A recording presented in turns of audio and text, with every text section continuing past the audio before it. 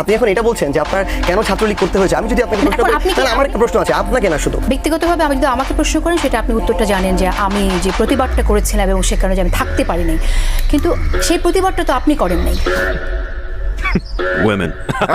আমি প্রতিবাদ করি না। আপনার মানে আপনার কি মাথা ঠিক আছে এই মুহূর্তে?